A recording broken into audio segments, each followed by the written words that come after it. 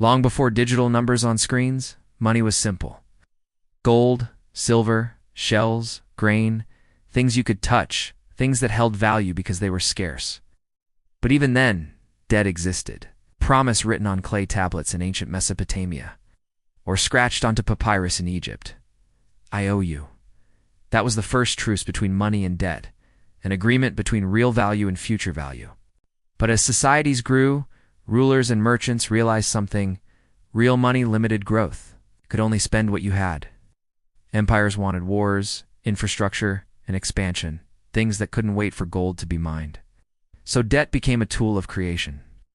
The first major shift came with the Medici bankers in Renaissance Italy. They didn't just store gold, they invented credit. Paper promises, backed by reputation and accounting tricks, replaced physical metal.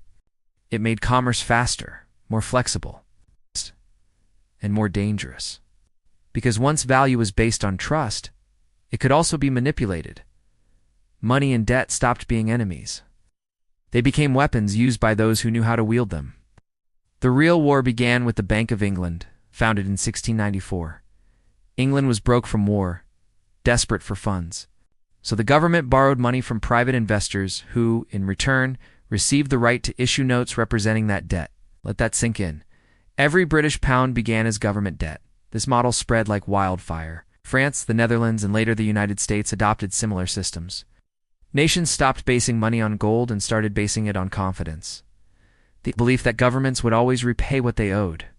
But the secret was this: when banks created loans, they didn't move money from a vault. They created it out of nothing. Every loan became new money. Every repayment destroyed it. The economy transformed into a massive web of promises, invisible, fragile, and dependent on endless growth to survive.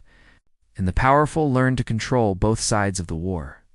Governments issued debt. Banks multiplied it into money, and citizens paid the interest through taxes and inflation. The system worked until it didn't.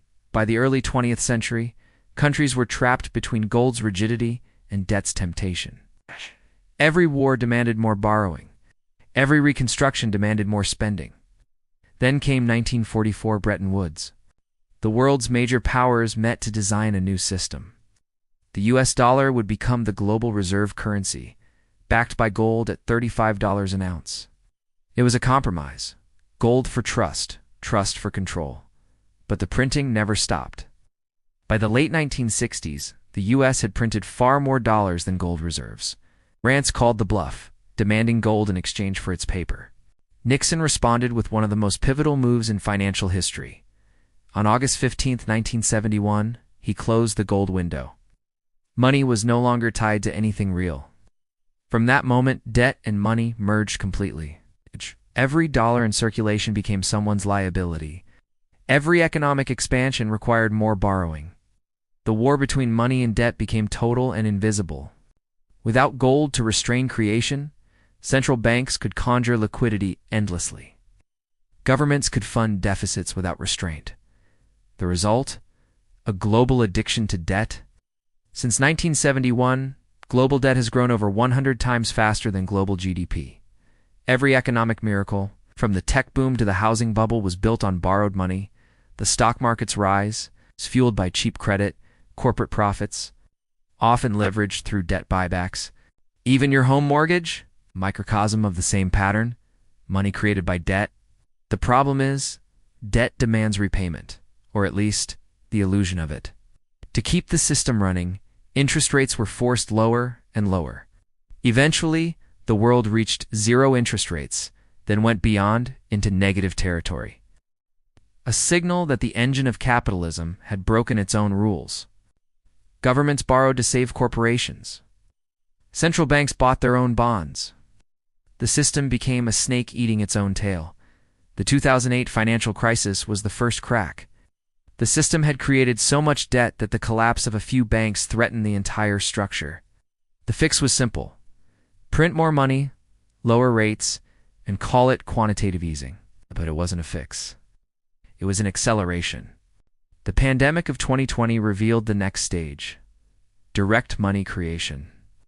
Governments sent trillions straight to citizens and corporations. For the first time, central banks and treasuries acted as one, confirming what critics had long suspected. The war between money and debt was no longer fought in secret. It had merged into one side, and yet the illusion continues. As of today, global debt exceeds $330 trillion, 3 times the world's total economic output.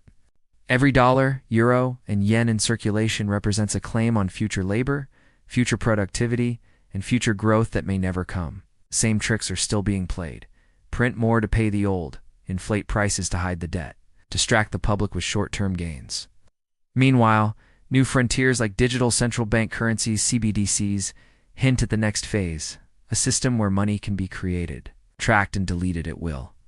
The war between money and debt is evolving into something even more controlled. Most people think of money as wealth. But in today's world, money is merely debt in disguise. When you deposit cash in a bank, it becomes the bank's liability. When a government issues bonds, it promises tomorrow's work for today's comfort. The truth is unsettling. The entire global economy is a balance sheet of obligations. And when everyone owes, nobody owns. The secret war isn't fought with guns or armies, it's fought with interest rates, inflation, and belief. Because the moment people stop believing in the value of money, the game ends. Takeaway 1. Every modern currency is born from debt. There is no real money anymore, only promises. Takeaway 2. The system requires perpetual growth to survive. Without new debt, money supply contracts and economies crash. Takeaway 3. Inflation isn't an accident. It's the mechanism by which the system quietly extracts value from every saver and wage earner. The warning? Every empire that overextended its debt eventually faced a reckoning, from Rome's denarius collapse to Weimar Germany's hyperinflation. The numbers change, but the pattern never does. We are approaching another inflection point, a moment when the illusion must be reset, either by design or disaster. So the next time you hear about stimulus, debt ceilings, or central bank meetings, remember you're not just watching economics. You're watching history repeat itself.